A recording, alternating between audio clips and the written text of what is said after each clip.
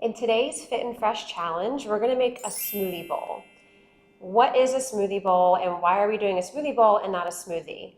I'll tell you firsthand, I had no idea what a smoothie bowl was a couple of months ago, and I was like, why is everybody making smoothie bowls?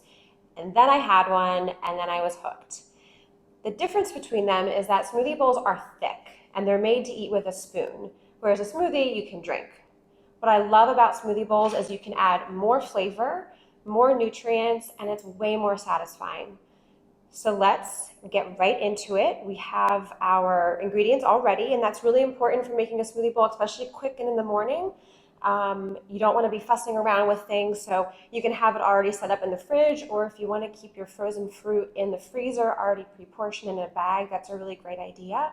You're going to have 1 cup of frozen bananas, 1 cup of frozen mixed berries, and we also have 1 cup of chopped kale. Now with frozen bananas, it's hard to find these at the grocery store, but what you do is you just buy regular bananas. Once they get a little bit ripe, like riper than you would want them, slice them up, put them in a container, put them in the fridge, and then you have them. They come on hand in so many ways, I can't even tell you. So to start, you just put the bananas right on in. And the bananas are really important frozen because they add a really nice creaminess to this. So we're going to put all of these in first.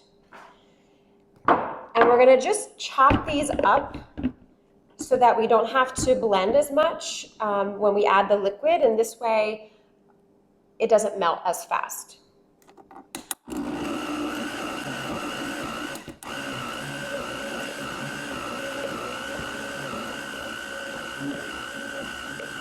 All right, now we're ready to add our liquid. So one thing I'll say first, you can use any blender to do this at home. It doesn't have to be an expensive blender. This is a Vitamix, but you can use any store-bought blender. You might just have to adjust a little bit. For this, we're going to add just a little bit of liquid because you can see it's already pretty soft and it doesn't need a whole lot of liquid. But typically you'll add, 6 tablespoons to about a 1/4 cup, maybe a 1/2 cup, depending on your blender, depending on how well it's coming together. So this is going to be based on what you have at home. We're using oat milk today. You can use any milk that you like. There's lots of alternatives to cow's milk. There's oat milk, almond milk, soy milk, hemp milk, you name it, they have a milk for it. So we're going to use oat milk today, and I'm just going to add a little tiny bit and to see what that does. So in this recipe, I also add flax oil because it's really an important source of omega-3 fatty acids. So if you're on a plant-based diet, vegan diet, vegetarian, if you do not eat fish, this is a really, really great way to get omega-3 fatty acids, which are essential for your brain, for your heart, for your overall well-being. So I add about a 1/2 tablespoon to a tablespoon of flax oil, and that gives me all of my omega-3s for the day.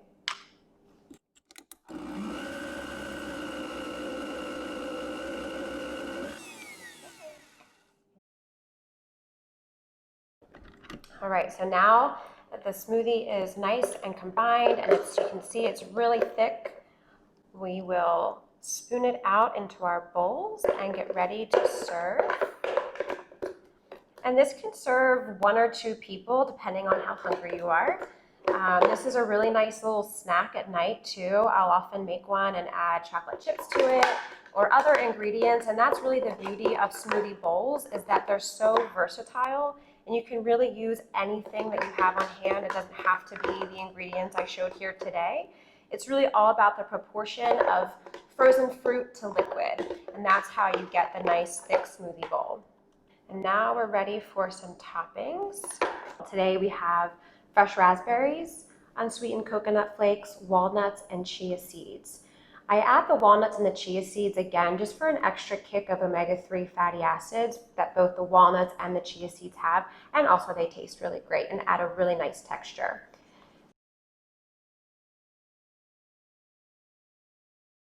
So now we have our smoothie bowl. Just as the base is really versatile, so are the toppings, and this makes this a really great treat any time of day.